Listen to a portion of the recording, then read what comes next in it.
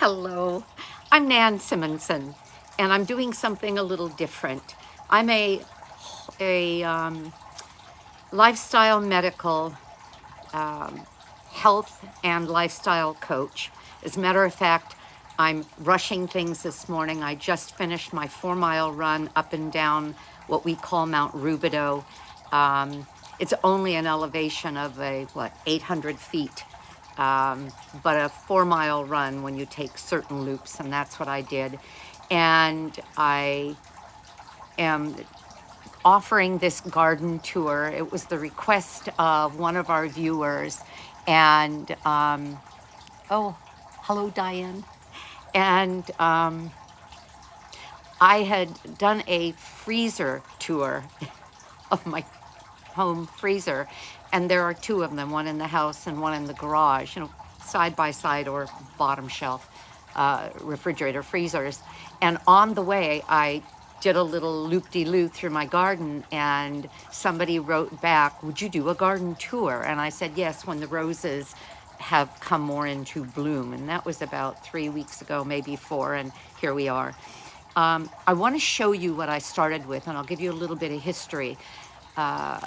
I lived for 10 years on a piece of property that was 2¼ acres.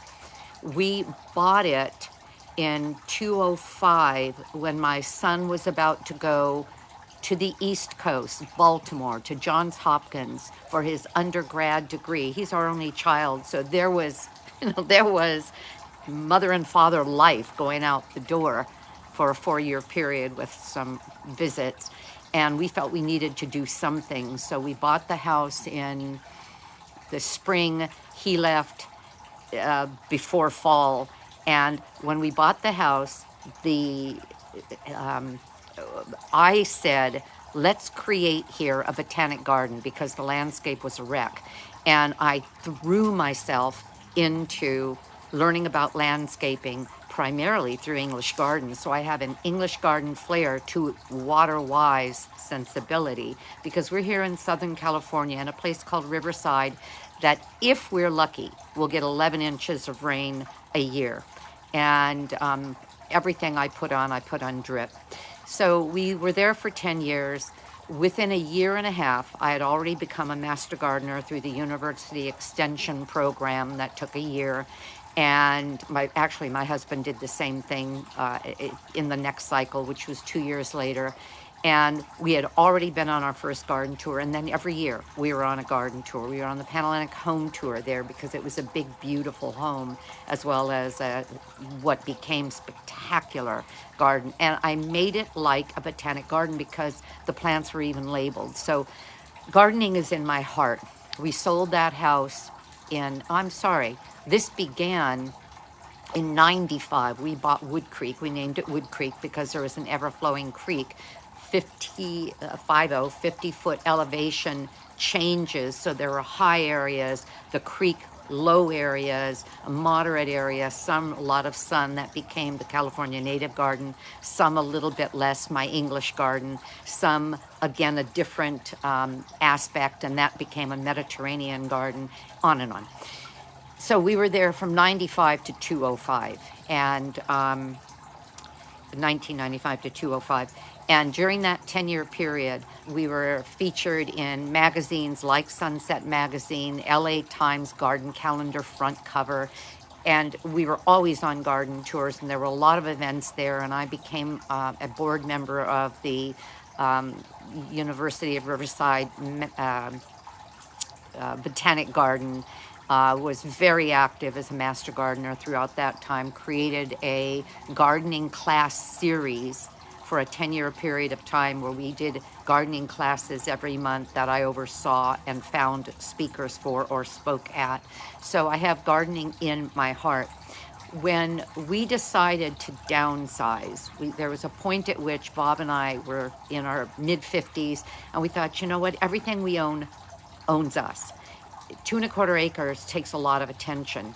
that life was marvelous while we owned our sales company. We owned a Tupperware sales company for almost 20 years, and I did events on there all the time. Can you imagine a 2¼ acre Easter egg hunt? That's the kind of thing that we did. It was a spectacular life.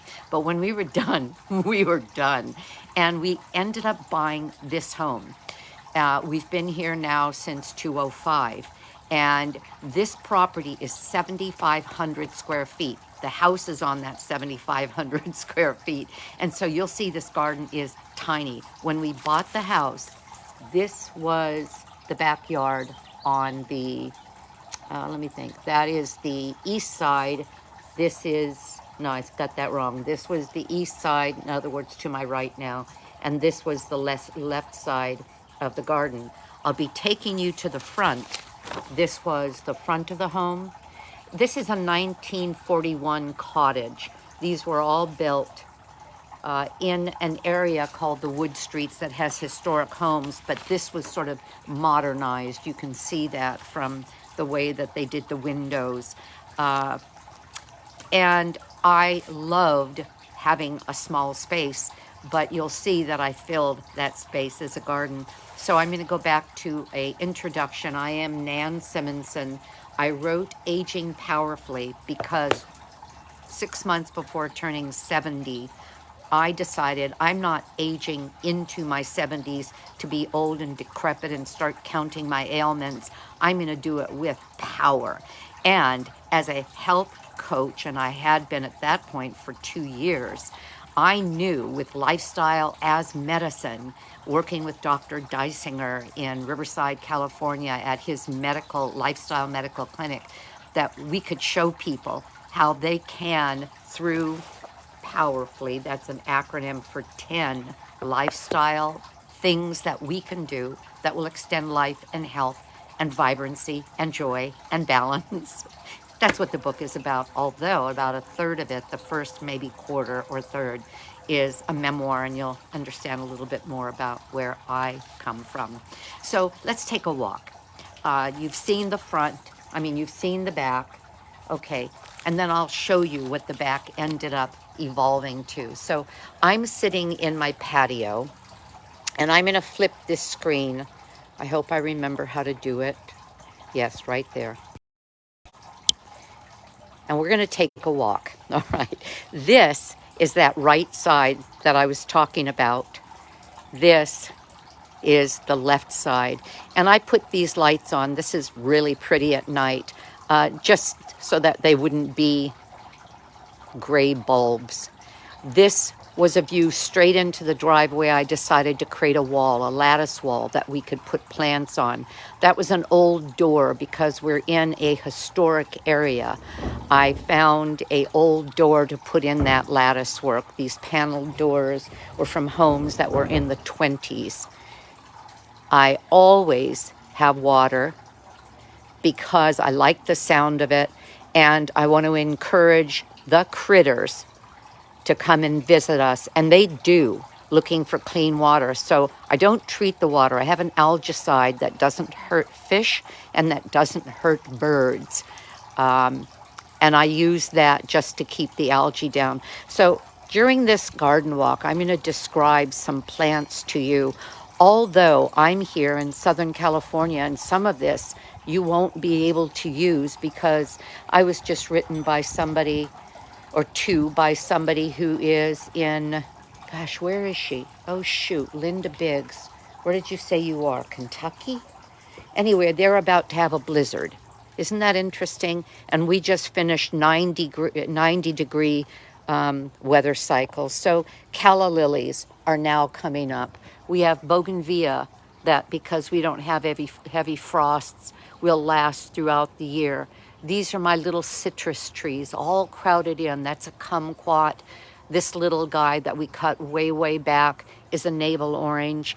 And then plants like this. This is a butylon. There are so many colors of butylons. They like to be protected from the bright sun, and so it's in this little corner. This is a fuchsia, but most fuchsias require acidic soil and require rather heavy shade in our sun, but this is called Fuchsia Gardenmeister. And this one, the hummingbirds like because they like tubular flowers, and I happen to like because look at the combination of the Fuchsia Gardenmeister with this particular Abutilon, and the colors continue to blend, and that's something that's always been important to me as a designer. And that is, and I'm gonna switch around and I'll show you something on this table. Doesn't take a lot of water, very little actually. It's a kind of a bromeliad, but why did I choose this particular one? Look at the color. Do you see that, how it blends? It takes on a burgundy copper color, and it looks great on a table and won't burn up because I can water it every maybe 4 or 5 days, and in certain times of the year, even less than that. So as I walk along, let me introduce you to Alstroemeria. Alstroemeria is a flowering plant that is spectacular in bouquets and will last rather well in them. If you can grow Alstroemeria, and that is that you're not in a very frosty area, let me show you what to do as you pick them to put them in a bouquet, but also as they start to fade. I'm looking for one fading, and I did this garden tour now because things haven't faded yet. They will soon. Let me show you above. This is Solanum rottenettii. Isn't that just gorgeous? That's a shrub, and that's why you really have to pay attention to details when you're doing a combination of plants. If you buy this, they'll say it's a 5-foot shrub. Does that look like 5 foot to you?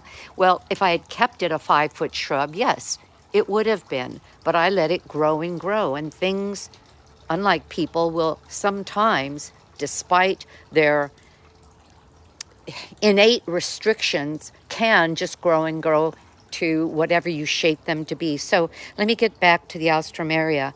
This is the Alstroemeria bloom. If it faded, oh, here's one that faded right here, and it may just have been cut off. I'm pulling this, and what I want is I want to see the root zone, and I don't know if I got it this time, but let me pull another one and see if I can show you. Pull. Yes, okay, these are coming from the root zone. If I cut this off, and what I do sometimes is I'll just come out here.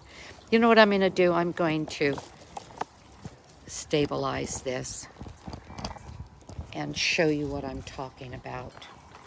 Let me see if I've got, yeah, okay, there we go. What I do sometimes is that I'll pull them. Yeah, this one is starting to fade when you see these little nubs here. And I'll just break it off.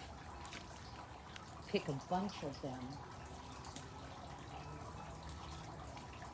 If I didn't do that, if I cut them off, each of those stems would have turned yellow and it wouldn't have stimulated additional growth.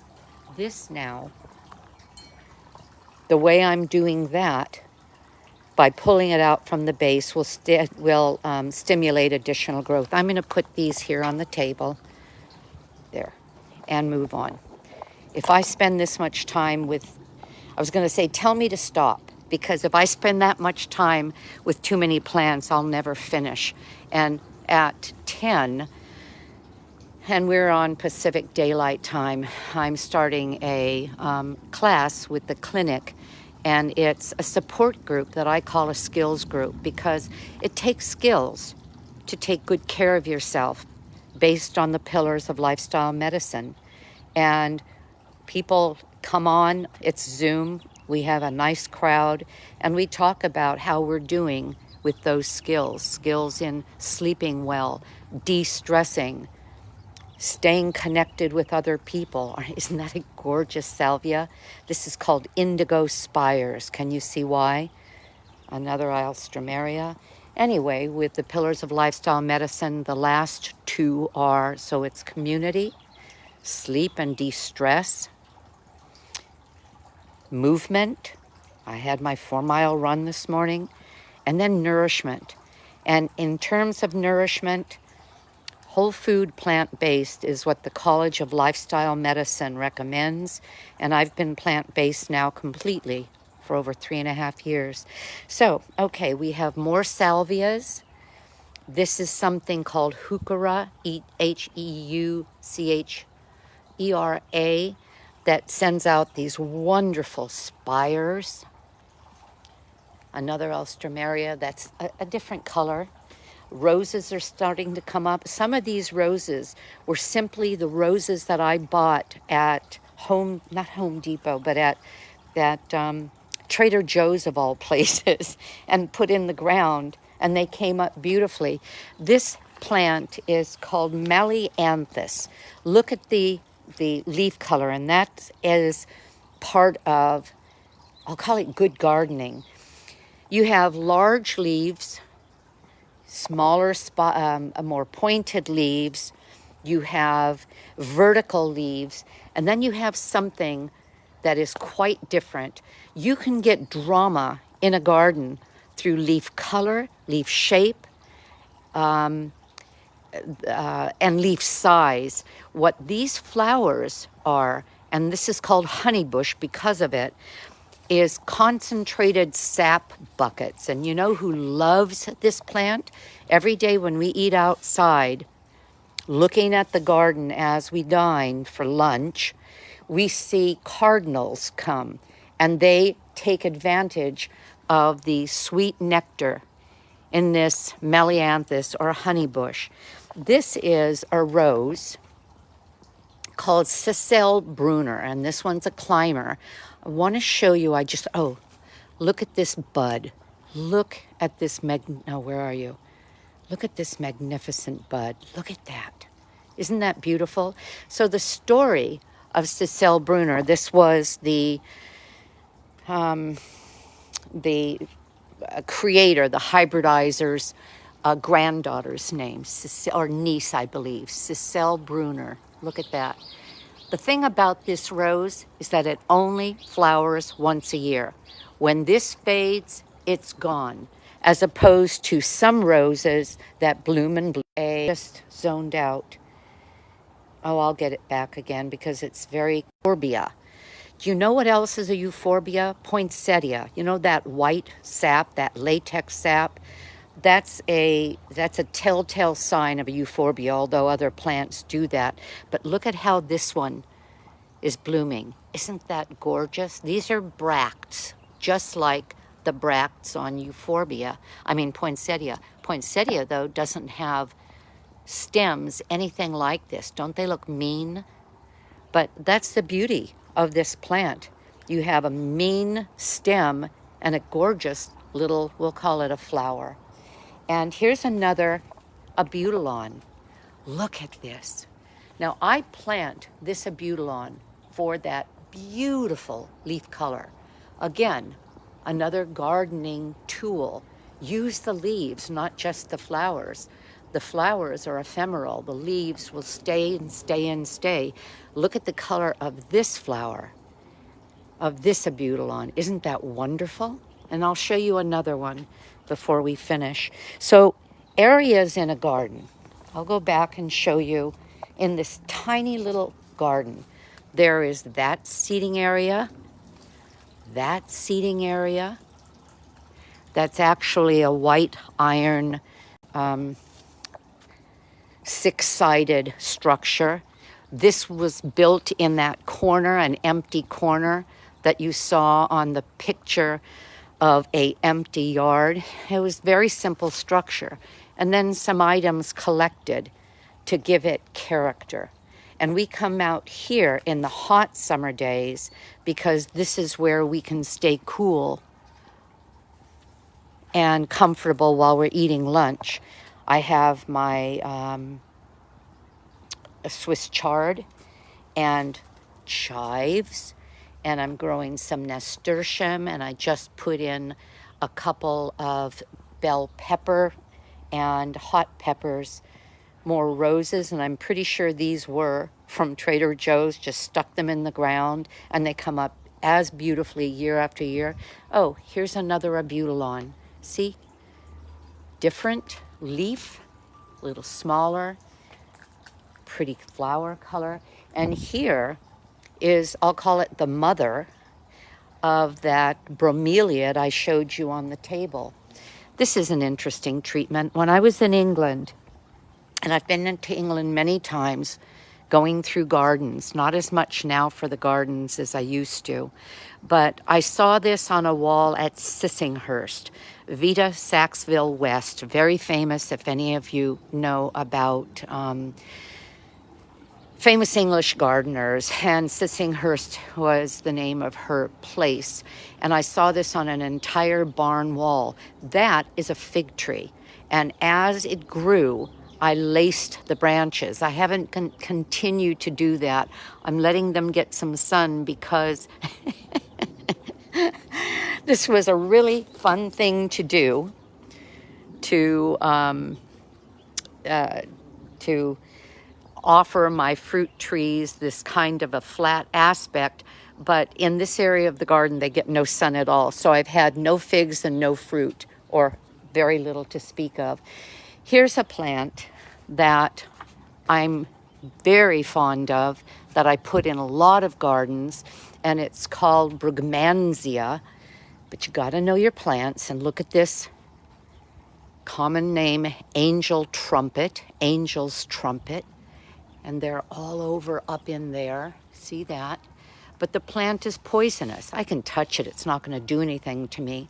But if I start chewing on it, I'd have a real problem. Look at that. And at night, not now so much, but at night, that's highly fragrant. There we go. These statues, a number of them, were done by my grandfather, who was a sculptor in Italy. Both my parents are Italian. And my DNA says I'm 92% Italian, and the rest from some Baltic states, a little bit from Greece. Okay, let's walk to the front. Oh, this is something I like. And it's called cordyline. No flowers, whatever. But remember what I said. You get much more interest when you look for leaf color, leaf shape, overall aspect. See, these are quite different than anything in this bed, and so they add drama. What cordyline's going to do, and I'm quite aware of this, and someday I'll have to deal with it, is they'll continue to grow this kind of a pineapple plant head on a stalk that will get taller and taller and taller, and eventually come right up to the lights. There, I think I lost you for a minute. And I'll have to deal with that, but I was aware of that. That's a good idea, or one reason, and a good reason to get a, what we call gardening guide, like the Sunset, at least for our area, the Western Gardening Guide, Sunset Magazine, has one of the best reference materials anywhere. So if you're going to buy a plant, read what it's going to do, because it might look good for a week, a month, a year, but it could give you some real problems down the line. Okay, so this is my side yard. Walked through that door, and I get some sun here. So I've put in some actually plastic pots, and then a new version of pots that a lot of people are going with are these fabric pots. And these are a variety of tomatoes, more Swiss chard. I have some herbs here like Thai basil, thyme. And this is an example of why you got to know what you're doing. I love to have bay leaves, fresh bay leaves, to throw in soups and stews. That's a bay laurel, Laurus nobilis. You know what could really be problematic? If I let that thing grow, it's a tree that will get to about 60 foot wide and tall. Oh, it'll take it decades to do that, but eventually it will do that. And that would be a big mistake if I let it get big that close to the house. That's the award that I got for this particular home when we were on a garden tour and in a Waterwise contest. Okay, so now we're going to go through my back fence. Oh, when I retired from my sales jobs, I was either going to become a real estate agent, and I actually got a real estate license, or I was going to become a landscape designer. People started asking me to help them with their landscapes. I decided to become a landscape designer, but I got that license plate, home to garden, so that because I wasn't sure initially, whatever I chose, I would have the proper license plate to represent it. Okay, boy, a really good example of leaf shape. This is a succulent, but look at what that burgundy can do for you. So we choose plants not just because we love the flower, but because we love the leaf and the color of the leaf. The sum is much greater than its parts when you're looking at landscaping. I want to show you, oh no, it's not in there. This particular plant is called Asclepias, Asclepes, Asclepias. And Asclepias is the plant of choice for monarch butterflies. So we have them all over here, and I plant it for that reason. I'm showing you my Meyer lemon tree. Look at all of those. I've got to get in there pretty soon and get them out so that I get my next flush this next year. Speaking of plant color, this is in so much sun. I'll show it to you where there's not so much sun. That's something called Artemisia. This one is Artemisia Powys Castle. It's a silver, a real soft silver green. And its value is exactly that. And then, this is why I'm doing this garden tour now, before the sun ends up burning out all these roses. But this is iceberg rose, iceberg. And you can see the front of my house now. Remember that photo I showed you? It's almost buried in plants. I showed you that euphorbia with the, that was Euphorbia millii with the pink flowers and the thorny stems. This also is euphorbia. Look at this. This is called Euphorbia diamond frost. There isn't a pointy, prickly anything in its stems, and the flower is gorgeous. Why so much white? Add white to a garden, add white to your home, for just bits of it if you don't want a lot of white. I don't do a lot of white because I just get things dirty very quick and very easily. But white is the only thing people see at night. Tim and I were about to take our every night half an hour walk after dinner, and you can see my water feature here, loaded with birds. Do I even have that showing? No, there it is. Loaded with birds all the time. And as we were walking, I said, Tim, look back at our garden. What do you see? It was nighttime. You saw nothing except the white. So all over, we had the white glowing. That's the point of adding white to a garden. This is Centranthus rubra, what they call valerian. And yes, valerian root is medicinal. Can you see how tiny this property is? Look. And then we have the front, what we call the parkway, and I have water-wise plants here. These are lavenders. This is a California native buckwheat called Euphorbia. It's the genus. There we go. I lost you for a minute. Eriogonum gigantum. This is a basil, an opal basil, that by the middle of the day when the sun is up, will be loaded with bees. They love it, and they're so focused on the plant, they're not going to bother you. This is that Artemisia Powys Castle, and it loves to be in a bit of shade. You see that? See how soft? And when you smell it, you rub it and you smell it, it's very, very distinctive. So even the parkway is an area of some mixed plants. What are roses doing with these waterwise? They're tucked in where I can get the most amount of moisture, because we have hoses under the rock, as I can. And these lavender. This one is Lavandula stoichis. And I have that Spanish lavender. I have French lavender. And let me take you, see, roses mixed with salvias, mixed with euphorbias. And then I'll take you into the yard, and I think we're done. How are we doing with time? Oops, gotta hurry.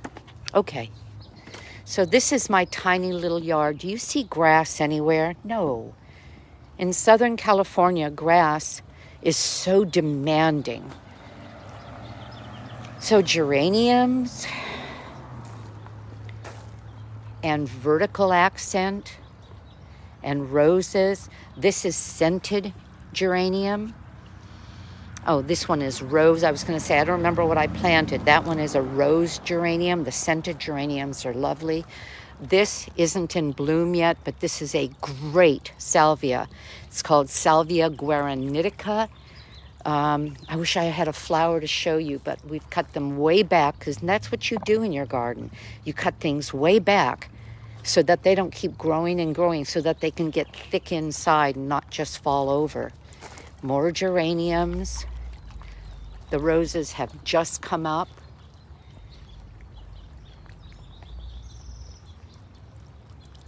This is polygala. I'll show you polygala. It will take some shade, and it gives a great color. There's petite butterflies, which is polygala, that only gets to about, let's say, 3 to 4 feet. This one will get rather high. This is Justicia. Justicia. They call it shrimp plant. Can you see why? I'll pick this and put this together with my Alstroemeria, and that looks great in a vase.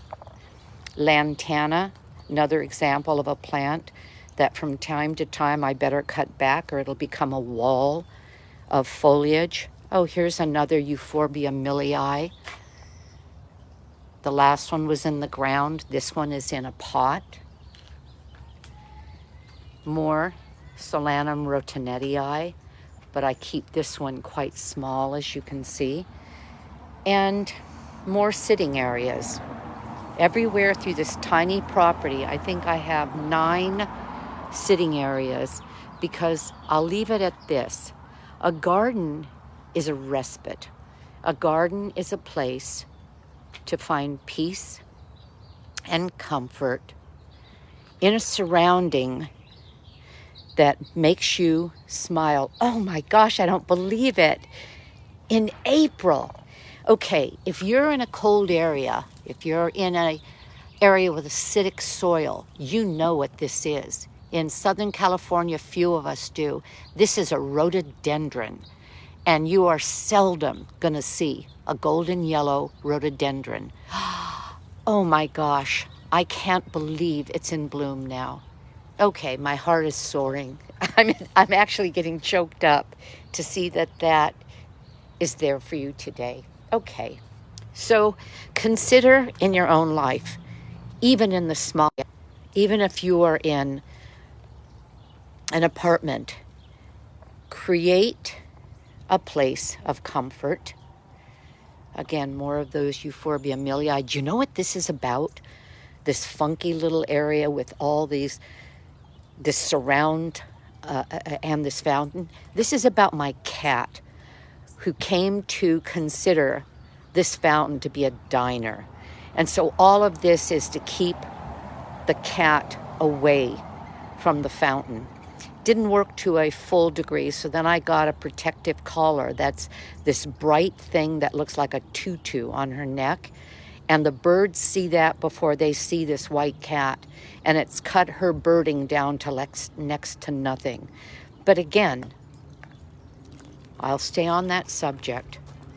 Create a world for yourself. Love it, take care of it. It doesn't have to be planted heavily like this. This takes time and energy and is not necessary for you to find the peace you want in a garden. Okay, I just wanted there. One day I came home and I found Gracie laying down with that sculpture. I'm going to call it a day now. I'll say goodbye to you. Thank you for staying with me. Thank you for caring. And have fun in your own garden. And have a great day, because I know I'm going to. If you've written to me, I've been too busy talking. I'm about to start that hour and a half support group. And so I'll be getting back to you later. But if you've written, thank you very much. Bye.